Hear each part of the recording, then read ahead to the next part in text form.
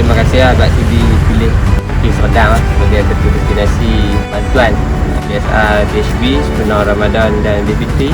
Kalau boleh nak mai, kami terima mengalung-alungkan sangat-sangat lah bantuan macam ni kan. Kami pun daripada pihak THB yang mengucapkan ribuan terima kasih bagi Tuan Guru kerana telah membimbing kami lah untuk mencari asnaf-asnaf bulan makanan ni untuk bulan Ramadan dan boleh juga untuk sambut raya.